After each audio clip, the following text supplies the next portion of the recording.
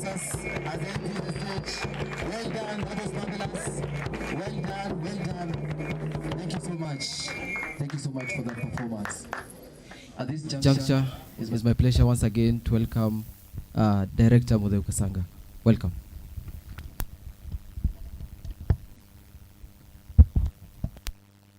Thank you very much. As we prepare to invite our chief guest, I wish to acknowledge and just just give a bit of background to things. These young people are going into the skill sector. I hope one day they can invite Mrs. Mulwa to tell them the story of an entrepreneur, a teacher who became an entrepreneur in the education space and many other spaces. Sometimes these things are not possible without partners. I wish to recognize the presence of Family Bank, without whom we would not be discussing Lukenya College today. A lot of entrepreneurs are enabled by borrowed money, and we are not unique. Mama Mulwa is not unique in that. So we wish to acknowledge, celebrate you, and tell you this is you. Thank you very much, Family Bank. I also wish to recognize the presence of Mr. Peter Nzavi. All the branded t-shirts, the branding you can see everywhere, a partner for the Lukenya schools for very many years.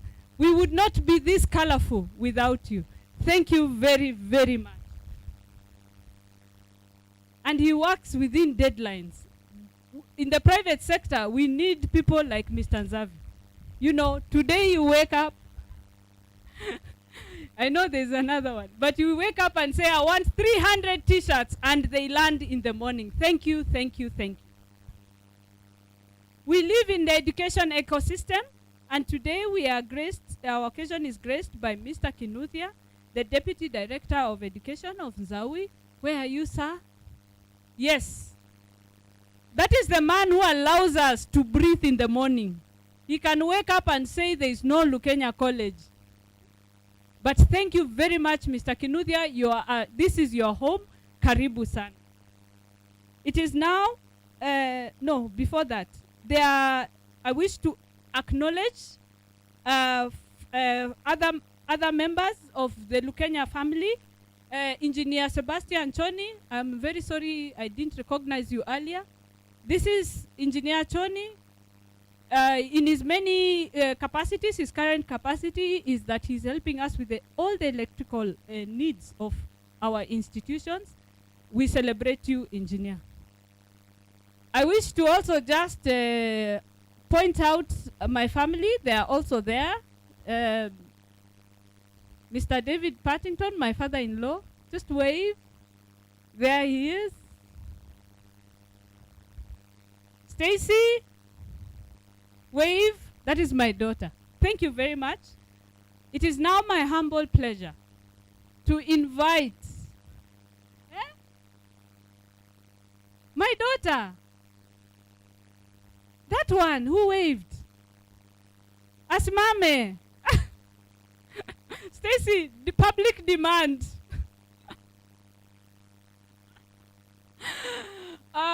It is now my humble pleasure to invite the Managing Director of the Lukenya Institutions, Mrs. Martha Kasanga Mulwa, to come and take over the next part of the program. Student President, this should be your next speaker. She should tell you stories. She's now a grandmother, and she's absolutely fantastic at it. So take advantage, invite her, and put together a forum where she can talk to you about entrepreneurship. You will not regret it. Mrs. Martha Mulwa, escorted by her first grandchild, Anastasia Wambuli, her namesake.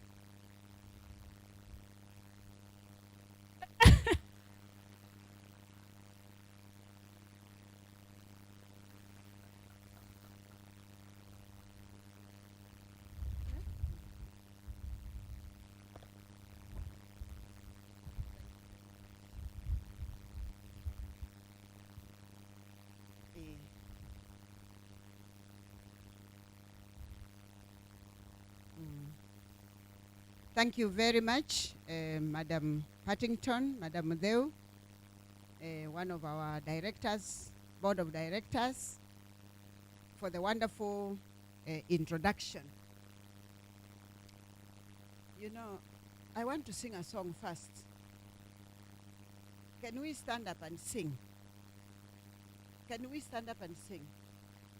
You know, who likes singing? Who is the chapel? Is it chapel? Is it called chapel? Church. Who is the church leader? The one who likes to sing most in church. Come here. Student. Come here. I want us to sing a chorus. A chorus. I am so happy today. Do you know it? I am happy today, so happy. Do you know it? You're going to chorus, I should. Hi. I am so happy today. And the place to be happy is here. Can we sing that? And the place to be happy is here. And the time little down here. Okay, sit down. But no, she's going to give us a quick chorus. Come on. Tupigie Yesu makofi. Tunataka kumshukuru kwa wimbo ambao unasema ni asante Yesu. Pigia Yesu makofi.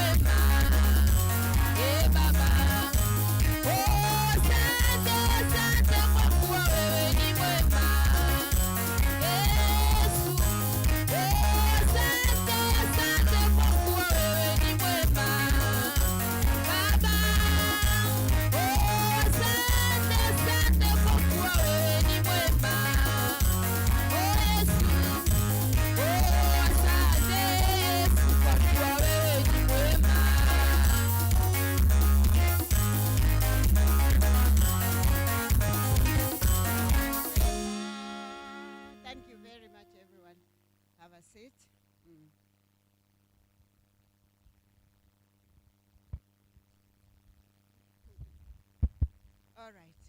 You know, this COVID period is a bit upsetting because I can't grab the microphone and walk away with it. So,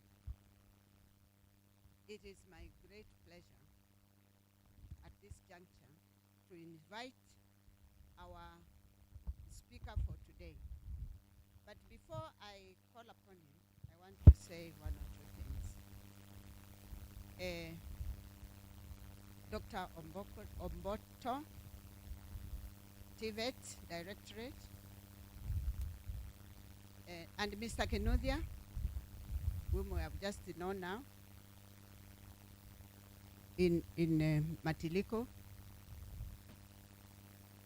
our Minister for Education from the county, Makueni, Dr. Naomi, she's also a doctor.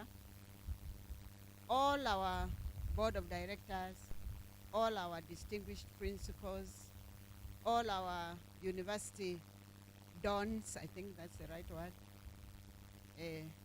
students and distinguished friends and visitors, good afternoon. You know, a day like today is a day of great joy for the Lukenya group.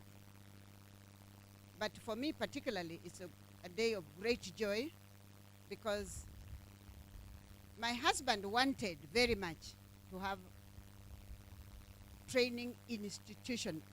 I didn't understand it. I didn't know about it. I didn't want it. So I very quickly added to the certificate a boys' high school.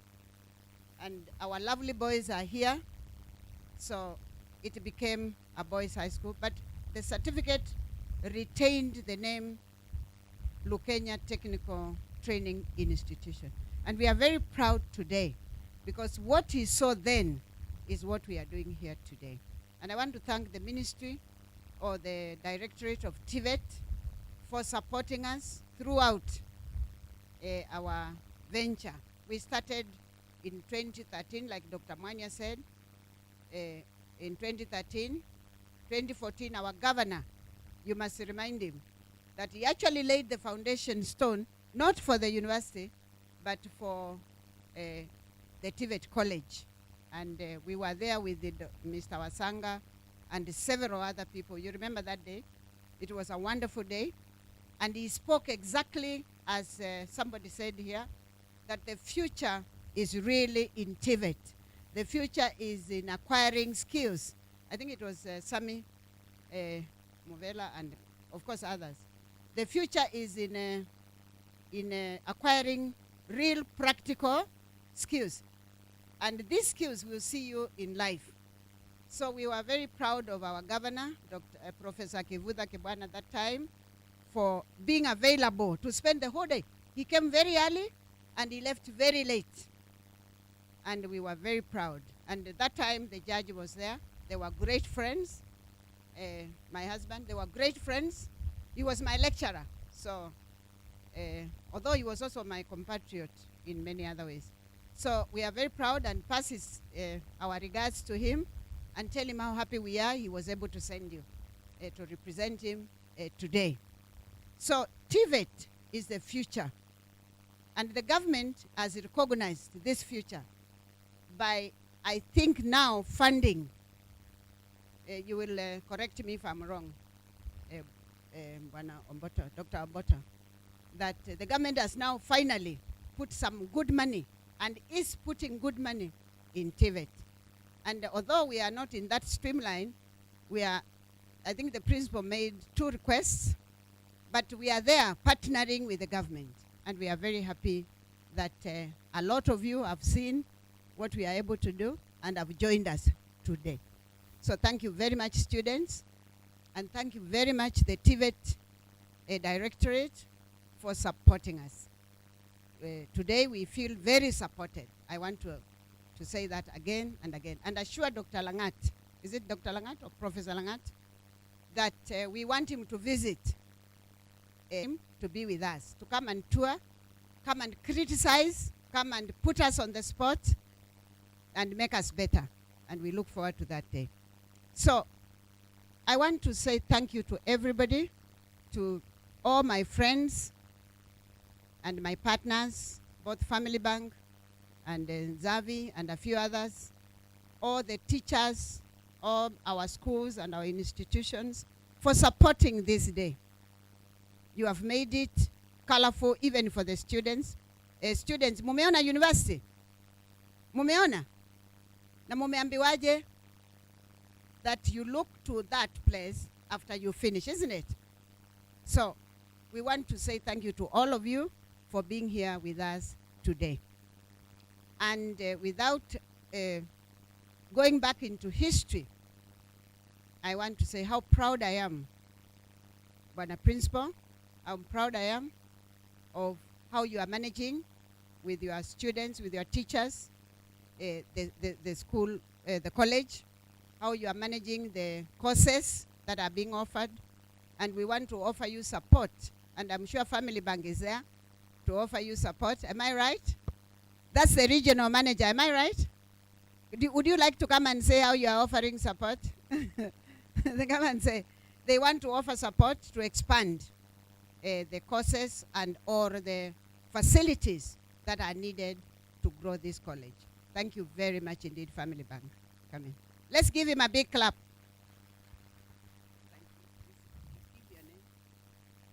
Good afternoon. My name is Dr. Gilbert Mutinda. I'm in charge of the region that we are in. I'm in charge of some 23 branches from Nairobi up to Mombasa, a place called Malindi. We are proud to be associated with Lukenya. That is why we came today to be part of this occasion, because we also enjoying Lukenya in the vision of transforming the community through empowering and through giving and passing skills. We are also, as Family Bank, part of that we say we transform people's lives positively. That is why, yes, that is why we are here, because we are part of that vision of transforming lives. So we are happy to be here. We are willing to partner with you, Mama, so that we walk the journey. Don't get stuck. We are there to partner with you. Thank you. God bless you. God bless the Lukenya community.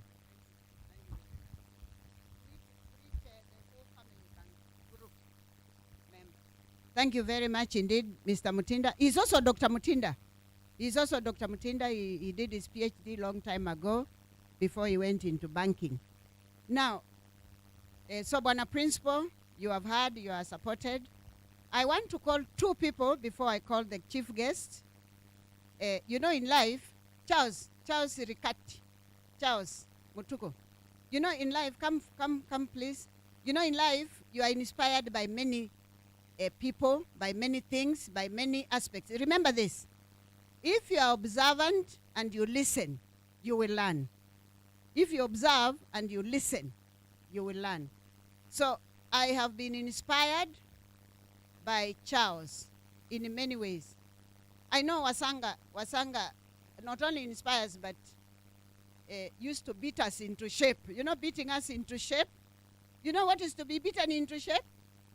That is Mr. Wasanga when he was in the ministry. So Charles runs colleges also of Tibet. And I used to listen to him long time ago talking about them. And that time, we didn't have a college. So Charles is part of that inspiring journey. And I would like him to greet you and say something. And thank you very much for all the information.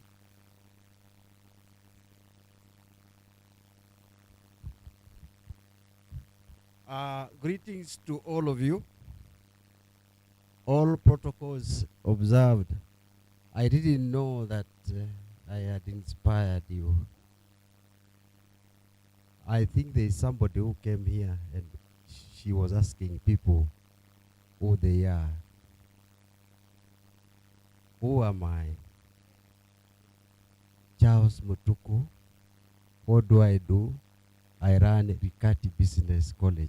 One in Nairobi, another one in Kitengela, and there's another one in Wote. I will not talk about what I inspired her. I will talk about something that I've just remembered as I walked here. When this grand, important, and powerful lady wanted to begin this college, she rang one Paul Wasanga, akamuuliza, Charles Mutuku ko college ya mali, nundu nienda kuambia college ya mali, kote the atitono compete na kendo chutekeseo. Are you listening? She was given that answer, but she still, I'm sorry for talking Kikamba, but I wanted to put it in that way. She still followed on phone. Charles, are you operating a college at Mali? And I said, no. Aye. Okay, then that is fine for me now. I can start. So you should congratulate me because I did not complicate her taking the decision. Because in business, you like when decisions are made very easily. I think in my own words, I think I made it very easy for you because I never wasted time. I told you. So I gave you the license to start the college in this place. I don't want to add anything. This is an achievement that now, of course, I will not think about this place, maybe another place. Congratulations to what you have done to this place. And because I am actually moved by this compound, I am giving 500 trees from my nursery. I have reached a place where I just like trees. I don't want to use big words like climate change or environment because Chule and others will start questioning how far have you gone. But I run a nursery that is currently having 100,000 seedlings, more seedlings than KFS Water, which is a government institution. So I'll donate that and I encourage the students to plant trees. If you can name, I'm sorry for taking long, if you can name 10 trees by the time I walk out, both in their local name and their botanical name, I will give a present to Mama. Thank you very much for recognizing me. For the TVET colleges are going to be more meaningful if they will actually ask the Kenyan placement body to be giving students to TVET. That's when you are going to get ground. Asante sana. Thank you very much. You have heard how Charles can inspire. He is very good with the trees. But more important, he runs a public library in the village. And that is something I admire very much. He has a public library in the village. Can we give him a big clap? You know, many of us think, Dr. Omboto, that the village has no value. But you can hear Charles has a public library in the village.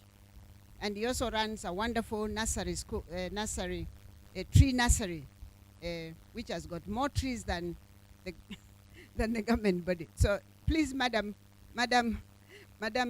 challenge the Minister for Agriculture and Forestry to plant trees. Thank you very much indeed. So there are many good attributes in a lot of people. And as I said, you listen and you copy and you learn from people. And I learned so much from so many people. I cannot even begin to speak about it. Now, at this juncture, sorry, my daughter hinted as to why we came to Emali. And I don't know what she meant, but I want to say that Emali is our village. Emali is our home. You know, everybody is born somewhere. So we are born around here. I showed our chief guest. I didn't know he was a chief guest that time. I showed him the village where we came from. And I said, you see that hill there? That's where we came from. So this is in a way coming home. I'm not saying that institutions must be brought to the village by any standard. But I copied Charles also in that he was able to take a library to the village and stock it with a lot of books. So Steve and David, one day we wander into that library and we can donate some books or some materials and support the village activity of Charles Mutuku. Thank you so much, Charles. Now, at this juncture, oh, you want to clap for me? Then give me a big clap. Thank you.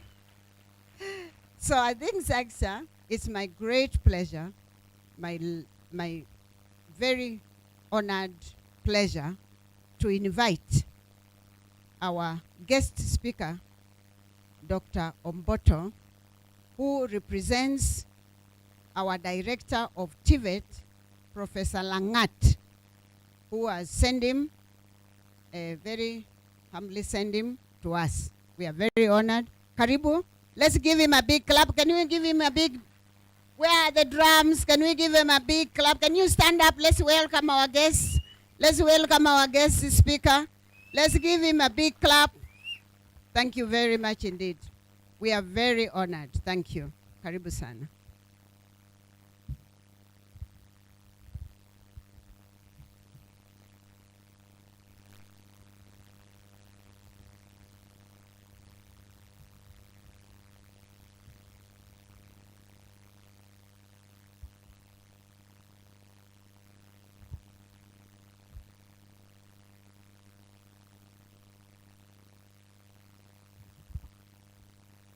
The founder director, the CEC Education, Makueni County,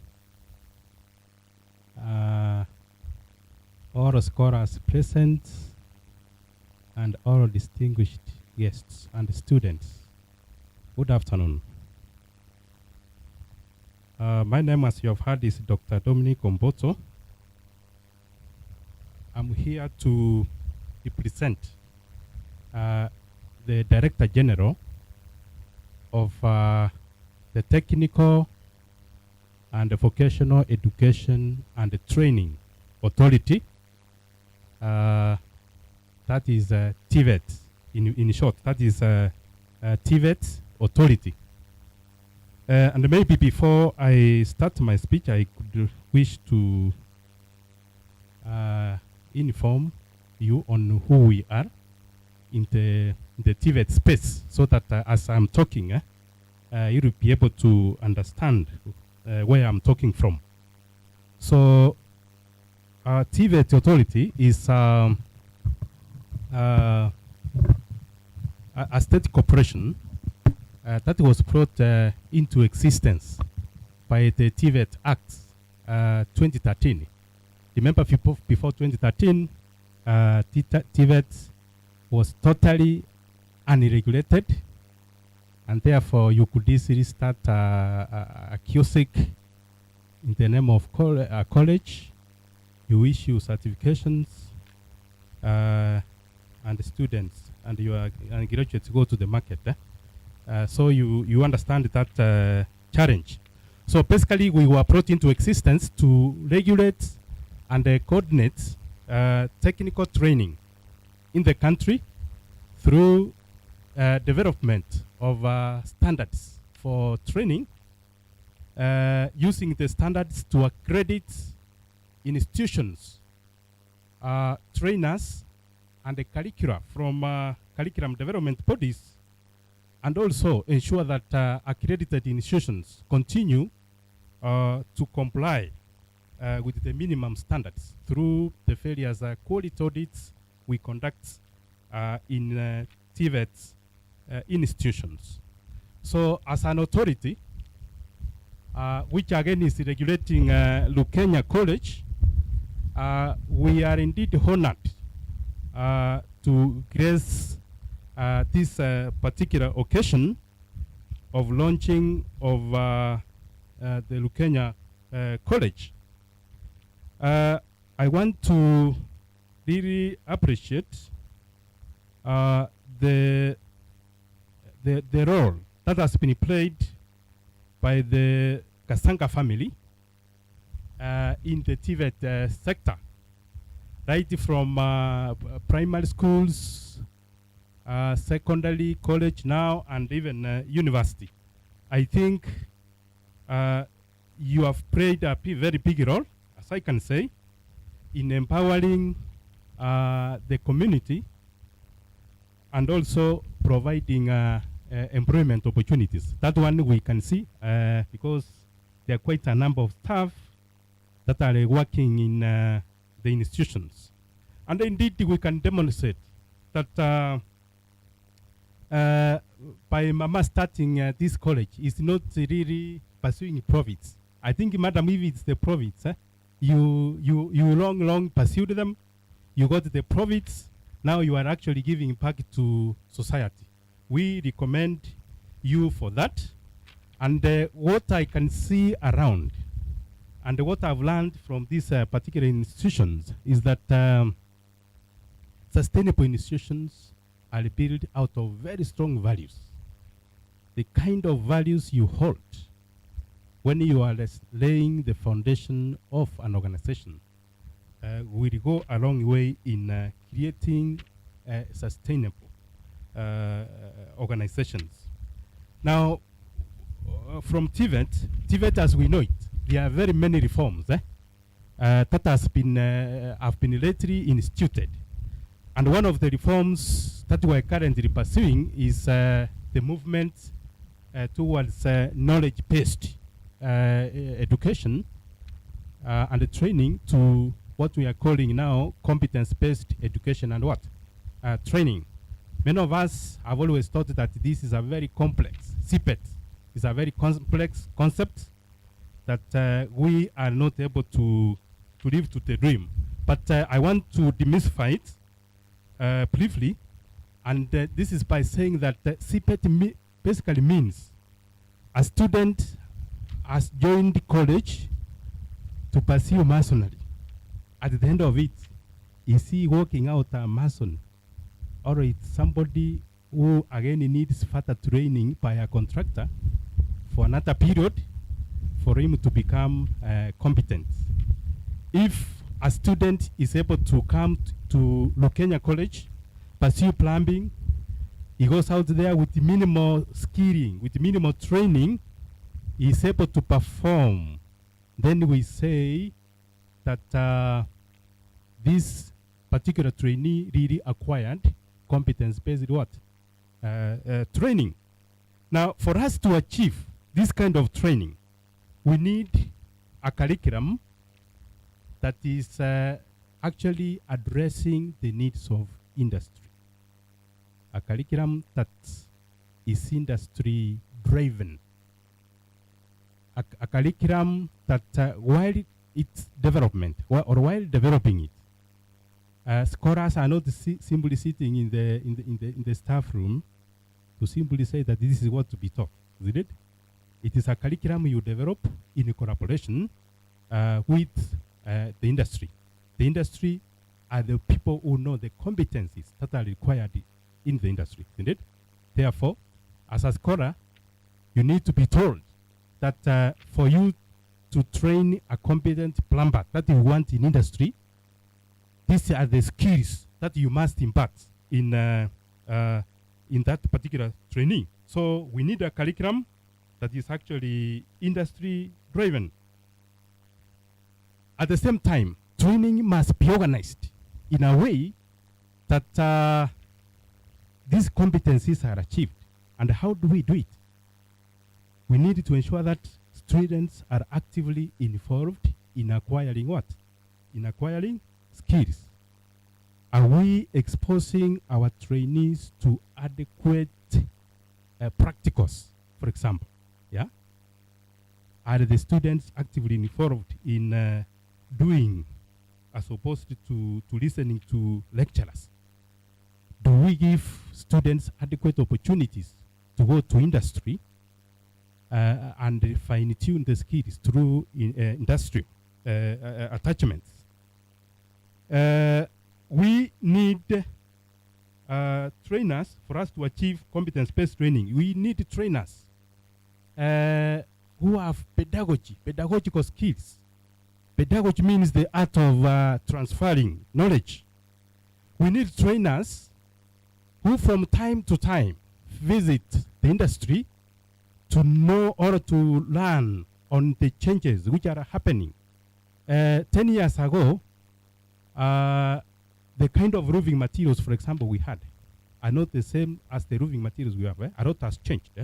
So we need trainers who from time to time are attached in industry. This one might look quite awkward, but the reality is we need a program where our trainers in a year go to industry even for 3 continuous months to actually know, understand, learn what has changed, and even try to remind themselves in their particular trades.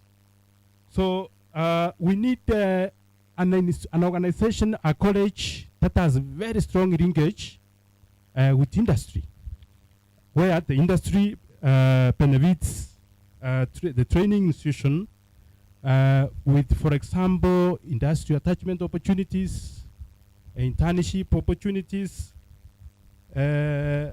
dual training, dual certification, and all those.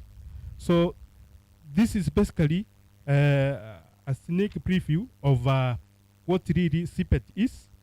And I know any college that is working towards becoming a truly CPET college actually is the one that is going to win the hearts of parents and trainees who are seeking training opportunities in industry. So when I was going around at the college, indeed, I was able to witness that this college is well prepared to offer this kind of competence-based training. I remember we were taken through various workshops. We were taken through food and beverage, electrical, masonry, carpentry, and all those. What I can say is that I really liked the quality of workmanship in what the students are doing. And in fact, what distinguishes a good carpenter or a successful carpenter from an unsuccessful one is the quality of what? Workmanship that you exhibit in actually what you do. For example, sometimes we go to supermarkets, you find a bed costing 240,000. But if you look at the materials that have been used, they might even cost 20,000, isn't it? Why from 20,000 to 240,000? The quality of what? Workmanship. You can see how much value you can add to a commodity through actually ensuring that the quality of workmanship is actually quite high. So I liked the programs you offer. They are quite programs that are industry led. We are talking of programs like masonry, carpentry, and by the way, sometimes when I was building a smaller house in my village, I looked for somebody to fix tiles. He promised he was to come in 3 days, but he came after the 4th week. Huyu mtu alikuwa mkora kweli. He has a lot. He has a lot of work. He came after the 4th week. I was very bitter, but then later I realized maybe these people are very few, and many of us, there are many of us who were on the queue, isn't it? He had to finish all those jobs, then focus on mine. So that one tells us that we may have maybe put a lot of effort in or emphasis in actually some programs at the expense of others. I started my career as a lecturer at NYS. At the same time, I used to part-time in 4 universities. So some of our donors are around. I used to part-time in 4 universities while teaching at NYS. What I used to observe, and at that time I could not know why. Almost daily, I could get a call from some of my students I taught in university to assist them look for jobs. You know, these are students who did supply chain business. I'm not saying that they are not marketable. If anything, I'm a doctor of business administration. But then, not even a single day, I could get a call from a student of plumbing or a masonry or carpentry to assist him look for a job. Again, possibly this one tells us that as a country, we have not done so well in getting the proportions. Yeah, you know, we know that when we are teaching somebody at the university level, we are training administrators and the managers. Possibly we have not gotten the right proportions of manpower that we want across what? Across the levels. And then one day, a call came to us from Kenya Breweries. They wanted 100 carpenters to help them fix the counters. They wanted to promote quite a number of bars across the country by fixing counters. You see, then we asked to give us surprise with 100 what? Carpenters, and I was even sharing with Samuel. We were able to raise 4, but even with those 4, walikuwa natuuliza tunaenda kulipwa ngapi? You see, how much are we going to be paid? What does that one tell you? This person is not desperate anyway, isn't it? Yes, he has something, unless what you are telling him is something better, then be it. Yeah. So therefore, what we are trying to say is that while we recognize that we need manpower at all levels of education, we may have not done so well in terms of promoting this lower level what? Skills. And therefore, that is the focus at the moment. When we want to train to produce a graduate, as I said earlier, competence-based training is now coming to address some of the challenges we have experienced in the past. You know, industry wants somebody who has adequate technical skills. That's what we know. But above that, the industry also needs somebody with what? The soft what? Skills. So as I urge students here, the trainees, as you are learning throughout this program, ensure that you are acquiring a proper mix of soft and what? Technical skills. You have trained as a mason, and indeed you are a very good mason. Once you are given a wall, you build it very well, you do wood plastering. But when it comes to the soft skills, you are short of what? The same. It pays, it always pays when you have a proper or appropriate mix of what? Technical and soft what? Skills. A soft skill is something like, for example, you are ready to work. How many times do you feel, do you calm down?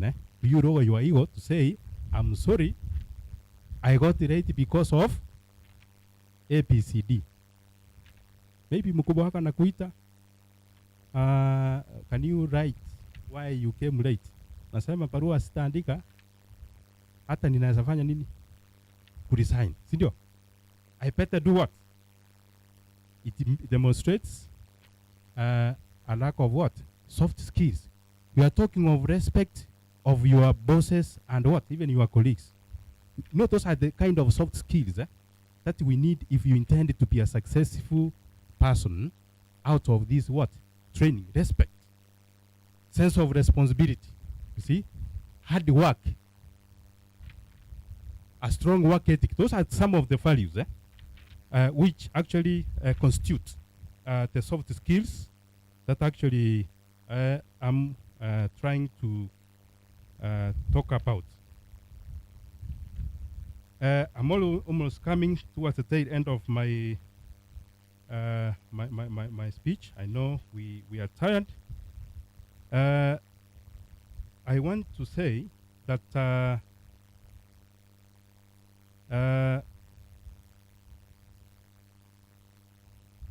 and this is actually very important.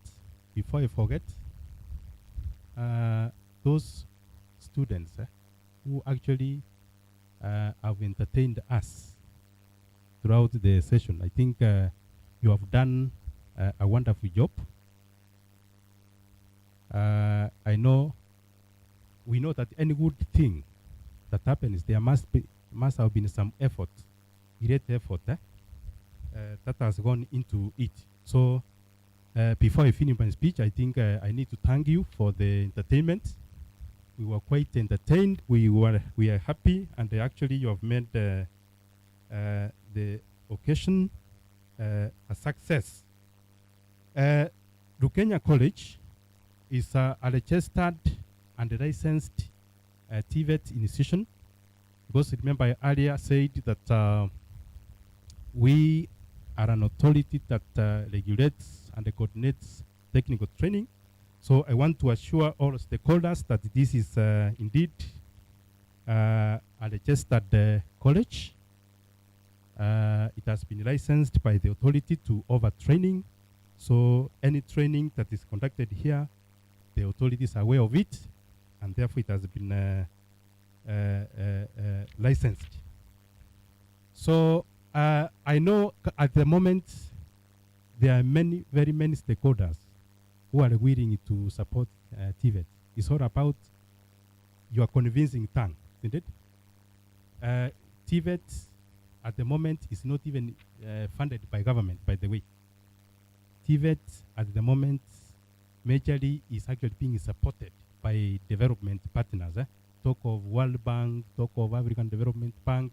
There are very many non-governmental organizations, Generation Kenya, KEOP, which are actually supporting TVET. So therefore, I want to urge the management of Lukenya College, be on the lookout. And it's good you have actually maintained a good working relationship with the authority. Be on the lookout. There are very many stakeholders, and possibly I'm thinking of in the near future linking you to one, so that you are able to actually expand your networks, marshal enough resources to actually develop the institution. With those few remarks, I want to reiterate that we are executive as the authority, and as I go back, I'm going to brief the Director General on what I've seen around and on what we do, so that we see the possible areas where we can help one another in the future. I know, and I was very good in taking notes. I was given 2 requests. I've recorded them and I've taken them seriously. And as I get to office on Monday, this is what I will actually deliver the message to the Director General. So with those few remarks, and on behalf of the Director General, TVET Authority, I want to declare this Lukenya College officially launched.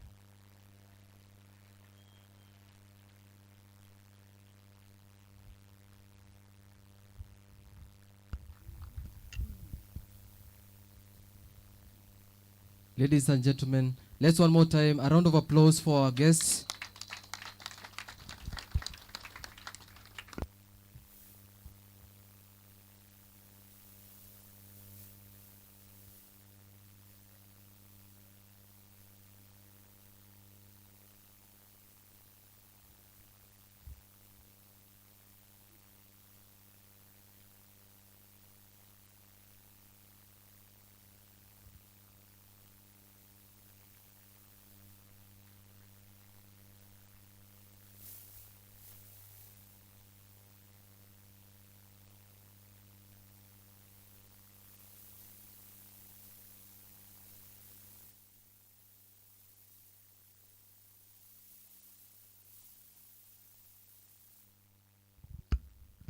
Let's appreciate our guests one more time. Thank you so much.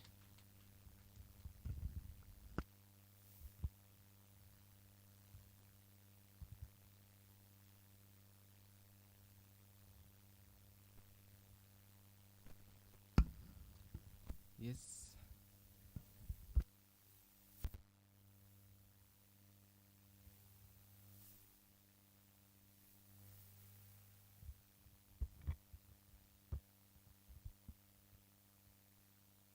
As the teachers get ready for the vote of thanks, So you get ready. I wish to first and foremost invite Mr. Peter Nzavi. Good things beget good things. Mr. Nzavi has been helping us with our school uniforms and all sorts of branding materials.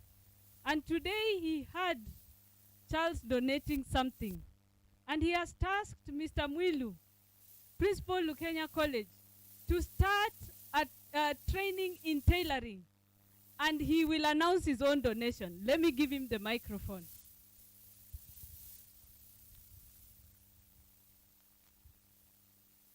Good afternoon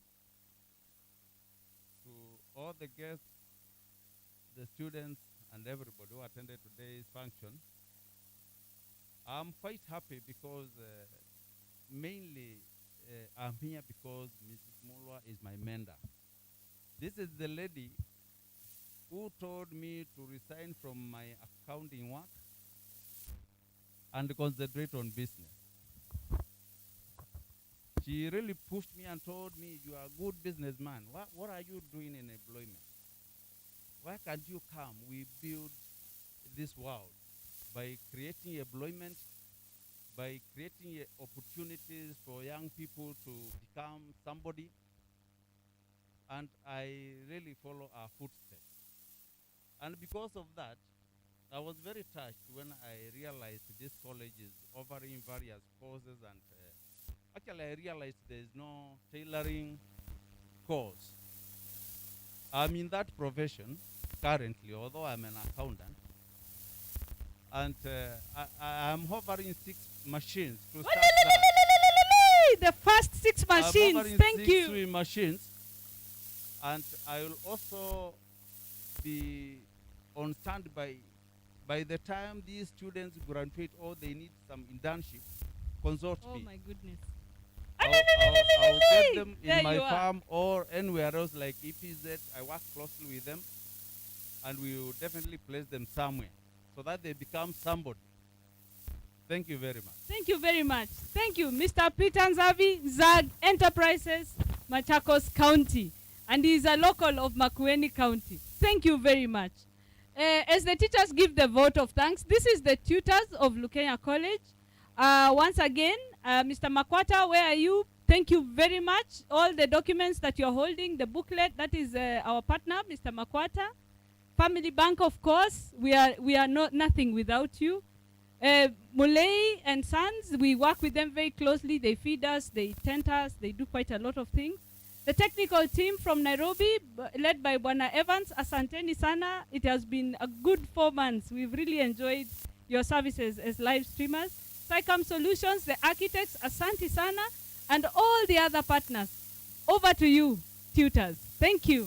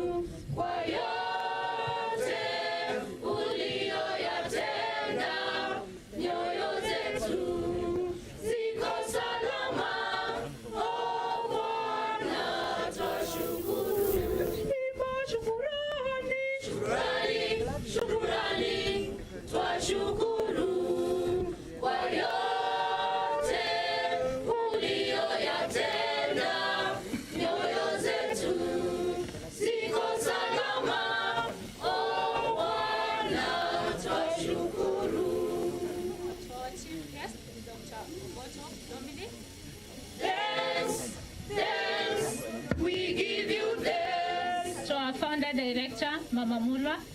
Asante, asante, twashukuru. To our board of directors. Thanks, thanks, we give you thanks. To our BOT members. Asante, asante, twashukuru. We give you thanks, yes. Thanks, thanks, we give you thanks for all you've done. We are so blessed, our hearts are at peace.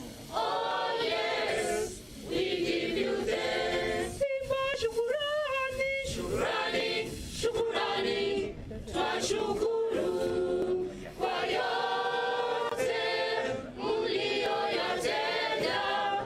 Nyoyo zetu ziko salama, oh kweli twashukuru. To our council members. Thanks, thanks, we give you thanks. To our CS, Dr. Naomi Makau. Asante, asante, twashukuru. To our university leadership. Thanks, thanks, we give you thanks. To our sister school principals. Asante, asante, twashukuru. We give you thanks, yes. Thanks, thanks, we give you thanks for all you've done. We are so blessed, our hearts are at peace. Oh yes, we give you thanks. Sifa shukurani. Shukrani, shukrani, twashukuru kwa yote mlioyatenda. Nyoyo zetu ziko salama, oh kweli twashukuru. To our partner institutions. Thanks, we give you thanks. To Lukenya college friends. Asante, asante, twashukuru. To all our parents. Thanks, thanks, we give you thanks. To our students. Asante, asante, twashukuru. We give you thanks, yes. Thanks, thanks, we give you thanks for all you've done. We are so blessed, our hearts are at peace. Oh yes, we give you thanks. Sifa shukurani. Shukrani, shukrani, twashukuru kwa yote mlioyatenda. Nyoyo zetu ziko salama, oh kweli twashukuru.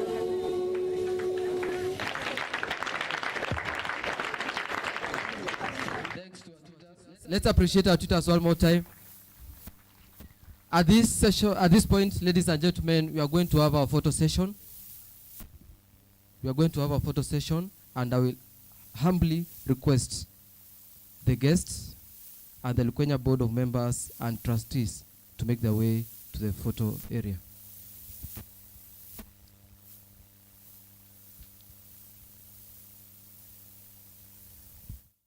Let's appreciate our guests and the directors as they make and the trustees as they make their way to the photo session area.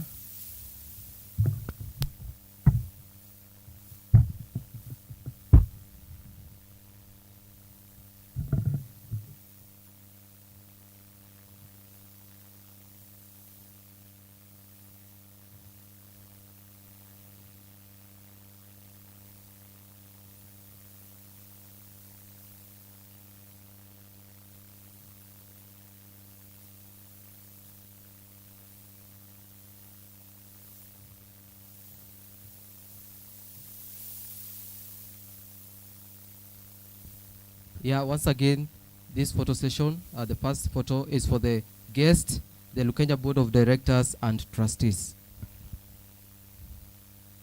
Let's appreciate them.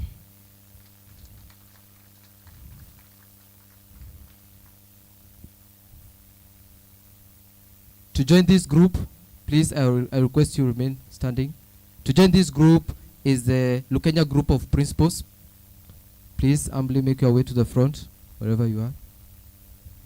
The Lukenya group of principals, please.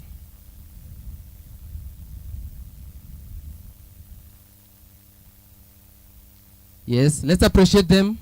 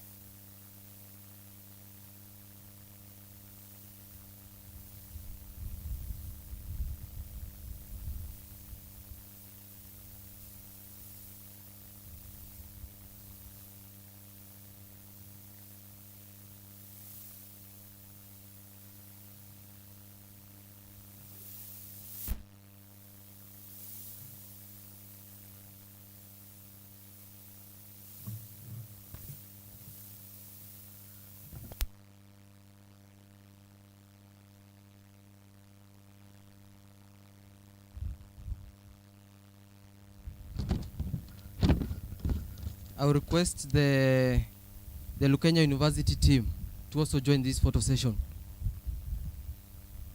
The Lukenya University team, please.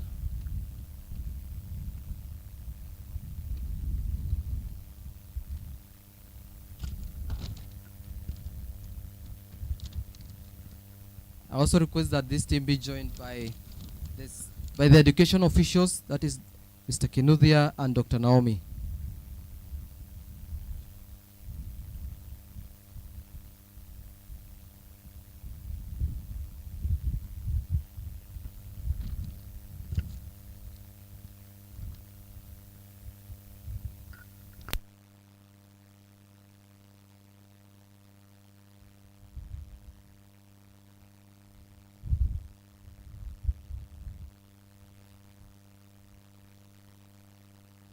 Let's appreciate them.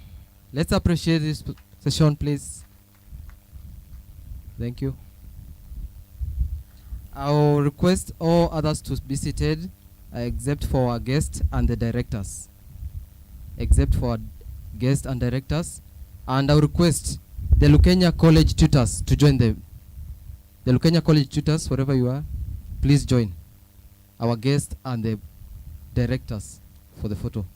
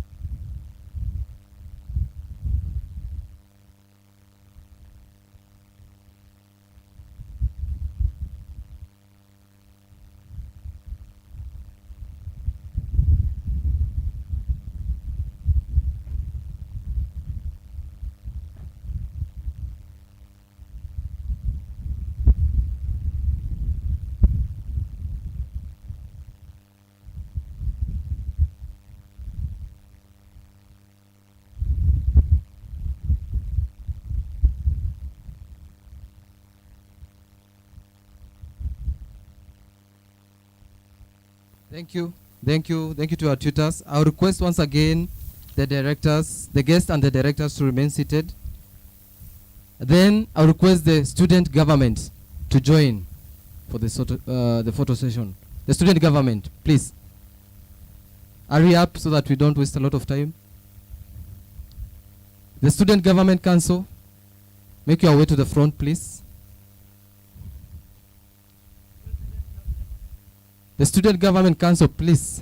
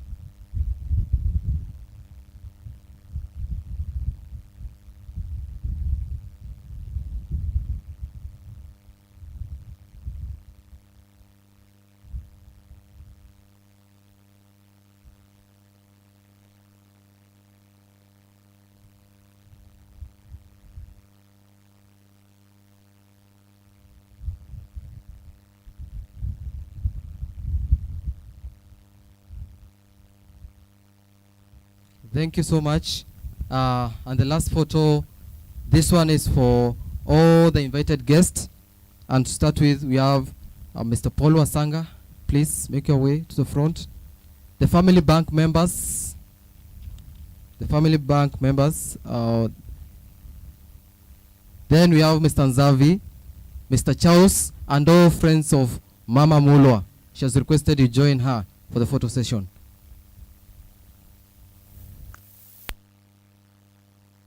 Engineer Chonyi, please make your way to the front, sir. All friends of Mama.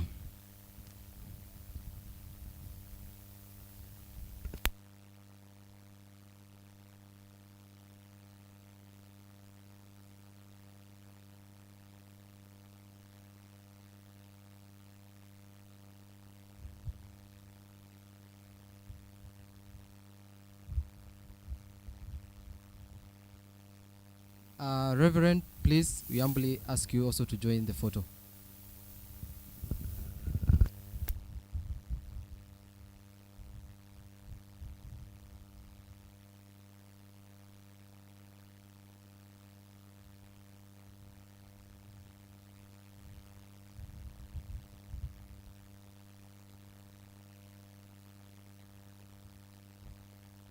Also, I'm told the invited principals. The invited principals, please join the photo.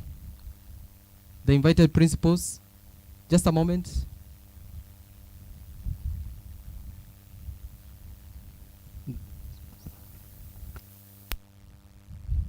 Just a minute.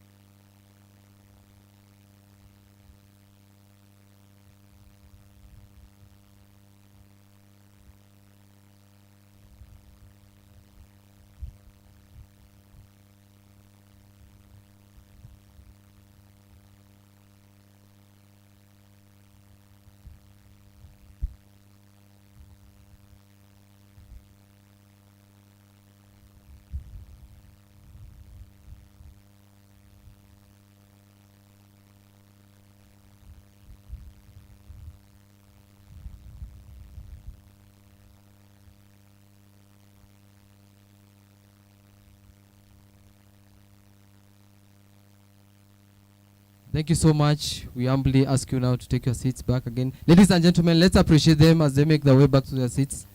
Thank you. Thank you. Now, at this point in time, I know our stomachs are complaining, so I will not waste a lot of time.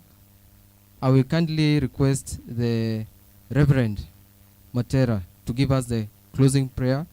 After which, ladies and gentlemen, I request that you give the guests and the board of directors, all the guests, time first of all to exit the venue as we go to partake our lunch. For the visitors, parents, and the Lukenya school band, please make your way to the dining hall after this. Yeah, the Lukenya school band to be served first, so that you can go back to the school early. And then the parents, please make your way to the dining hall. It's just here. You'll be shown after this closing prayer. For the guests, your meals will be served at the food and beverage restaurant, so that is where you'll be. Thank you. I've been your MC, Robin Mutugi. Thank you. Asante sana MC. Let us appreciate him because amefanya mazuri sana. Asante ndugu yetu, na Mungu akufanye wewe MC mkubwa. Asante kwa kazi nzuri. Naomba tusimame tuweze kufunga rasmi kwa maombi. Tunashukuru Mungu kwa sababu of this great occasion, and the Lord has done for us greater things. Let us close our eyes as we are going to wind up with a word of prayer. Baba, kwa jina la Yesu Kristo, mfalme wa amani, tunakuhimidi, tunakutukuza, tunakupa sifa kwa sababu ya wema wako na matendo yako makuu ambayo umetendea. Umekuwa kiongozi mwema tangu tulipoanza, Mungu wa neema, hafla hii. Tuna kila sababu ya kusema ni asante, kwa maana wewe ni mwaminifu. Tunajikabidhi mikononi mwako mara tena, tunaposhukuru kwa sababu ya matendo yako makuu. Tukiendelea kuomba ya kwamba kama vile ulivyosema kwa neno lako ya kwamba kama Mungu asipoilinda mji, wanaolinda wanafanya kazi bure. Kama Mungu asipoijenga, wanaojenga wanafanya kazi bure. Hivyo Bwana, tunajiweka mikononi mwako tukiamini ya kwamba wewe ndio mjenzi wa shule hii na wewe ndio mlinzi mkuu kwa ajili ya wema na uaminifu wako. Asante kwa sababu ya wema wako. Asante kwa sababu ya nuru kuu ambayo imekuja mji wetu wa Emali. Asante kwa sababu ya Lukenya College. We believe you, my Father, for greater things that you are going to take us to university for the honor and the glory of your name. Asante kwa sababu wewe ni mwaminifu. Bariki kila mmoja wetu, tuongoze.